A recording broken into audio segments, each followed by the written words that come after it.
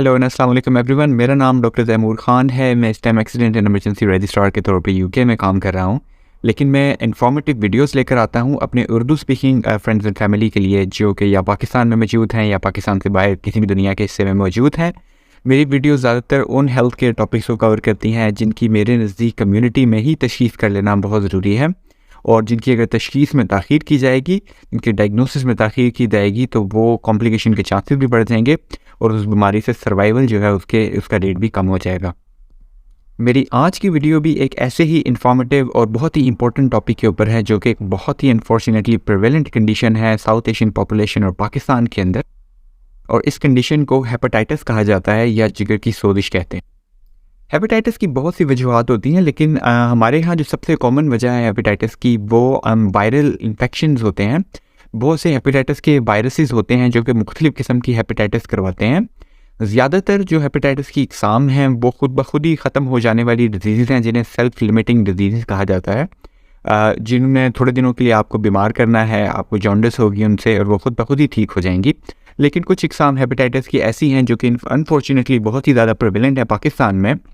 जो कि खुद ब खुद ही ख़त्म नहीं होती और वो जिस्म के अंदर पड़ी रह जाती हैं, और वो क्रोनिक हेपेटाइटिस कॉज करवाती हैं, जिसके नतीजे में जिगर के ऊपर स्कारिंग हो सकती है, आपका जिगर सिकुड़ सकता है, जिसे सिरोसिस कहते हैं, और वो अनफॉर्चुनेटली लेटर स्टेजेस के ऊपर कैंसर भी जिगर का करवा सकता है। लेकिन जैसे मैंने कहा कि ज़्यादातर हेपेटाइटिस की इकसाम वही हैं हमारे मुल्क के अंदर जो कि खुद ब खुद ही ख़त्म हो जाने वाली डिजीज़ हैं, जिन्हें आम ज़ुबान में पीला यरकान कहा जाता है। अब मैं कुछ ऐसे साइन एंड सिम्टम्स के बारे में बात कर लूँगा जो अगर आप में आपके किसी चाहने वाले में मौजूद हैं तो आपको चाहिए कि फ़ौरी तौर पे अपने डॉक्टर से रुजू करें, क्योंकि ये साइन एंड सिम्टम हेपेटाइटिस के हो सकते हैं। अगर आप हर वक्त बॉडी में थकावट रहती है, आपको जॉइंट पेन्स और मसल पेन्स रहते हैं बॉडी में, आपको बुखार रहता है, आप की आँखों का रंग जो है वो पीला होता जा रहा है, आपकी स्किन का रंग जो है वो पीला होता जा रहा है, अगर आपके यूराइन जो है, आपका जो पेशाब है उसका कलर जो है वो डार्क होता जा रहा है, और अगर आपका जो स्टूल है उसका कलर वाइटिश या क्ले की तरह होता जा रहा है, तो इसका मतलब है एक बहुत ज़्यादा बड़ा चांस है कि आप हेपेटाइटिस का शिकार हैं। इसके अलावा हेपेटाइटिस के कुछ मरीज़ जो होते हैं उनको जिस्म पे बहुत ज़्यादा इचिंग या ख़ारिश भी होती है, जो कि एक हेपेटाइटिस का इम्पोर्टेंट सिम्टम है। इन सब सिम्टम्स के साथ साथ पेट में दर्द की शिकायत, जो कि स्पेशली राइट साइड और जो एब्डोमेन की होती है, राइट अपर साइड एब्डोमेन की, उसमें पेट में दर्द होना, ठीक है, वो भी इसकी निशानियों में शामिल है। अब सबसे पहले हम बात कर लेंगे हेपेटाइटिस की उस किस्म की जो कि पाकिस्तान में सबसे ज़्यादा कॉमन किस्म है, और उसे हेपेटाइटिस ए कहा जाता है। Fortunately this is a self limiting disease. ये होती ज़्यादातर फीको ओरल कंटेमिनेशन की वजह से है, जिसका मतलब ये है कि आप का कांटेक्ट अगर किसी ऐसे इंसान की फीसिस के साथ हो जाए, उसके स्टूल के साथ हो जाए या स्टूल के पार्टिकल के साथ हो जाए, जिसे हेपेटाइटिस ए की बीमारी हो,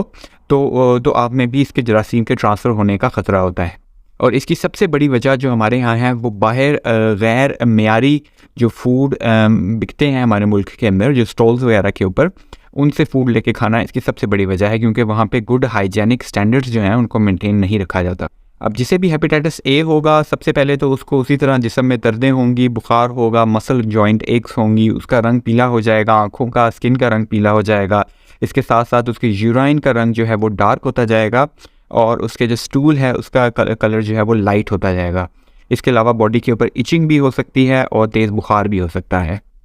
लेकिन ये एक सेल्फ लिमिटिंग कंडीशन है, इसके अंदर परेशान होने की बिल्कुल भी ज़रूरत नहीं होती। कुछ दिनों तक ये आपको बीमारी तंग करती है, इसके बाद खुद ब खुद ही ये बीमारी जो है वो ठीक होना शुरू हो जाती है। इसमें आपको किसी किस्म की दवाई की भी ज़रूरत नहीं होती, सिर्फ आप ऑन एंड ऑफ एक हाफ डोज ऑफ पैरासीटामोल, जिसका मतलब है कि एक गोली पैरासीटामोल की आप बुखार या जिस्म के दर्दों के लिए इस्तेमाल कर सकते हैं। इसके अलावा किसी किस्म की भी ड्रिप्स लगवाने की, किसी किस्म की विटामिन के इंजेक्शंस लगवाने की इसमें कोई ज़रूरत नहीं होती, बल्कि कोशिश ये की करें कि आप अपने जिगर को रेस्ट दें और अननेसेसरी दवाइयों का इस्तेमाल ना करें। लेकिन बहुत ज़रूरी है कि आप किसी एक डॉक्टर से इन कांटेक्ट रहें, और आपके जीपीज़ जो हैं वो बेस्ट पर्सन होंगे to keep stay in contact with.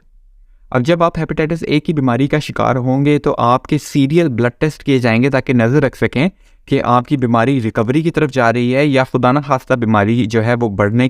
रही है, और आप एक ऐसी कंडीशन में दाखिल हो रहे हैं जिसे फुलमिनेंट हेपेटाइटिस कहा जाता है। वैसे तो फल्मिनेंट हेपेटाइटिस के चांसेस बहुत ही ज़्यादा कम होते हैं, लेकिन फिर भी बहुत ज़रूरी है कि आपके लिवर फंक्शन के ऊपर सीरियल ब्लड टेस्ट करके नज़र रखी जाए और देखा जाए कि आया आप रिकवरी की तरफ जा रहे हैं या आपकी बीमारी ख़राब होती जा रही है। हेपेटाइटिस ए की रिकवरी की निशानियाँ ये होंगी कि आपका बुखार टूट जाएगा, आपके जिस्म में दर्दें जो है वो ख़त्म हो जाएंगी, आपकी आंखों की रंगत जो है वो नॉर्मल होना शुरू हो जाएगी, आपके पेशाब और पखाने की रंगत जो है वो भी नॉर्मल होना शुरू हो जाएगी। तो ये सब साइंस होंगे जो आपको आइडेंटिफाई करेंगे जो कि आप की बीमारी रिकवरी की तरफ जा रही है।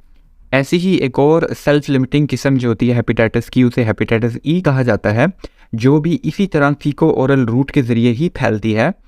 लेकिन ये भी एक सेल्फ लिमिटिंग इलनेस है जो कि ज़्यादातर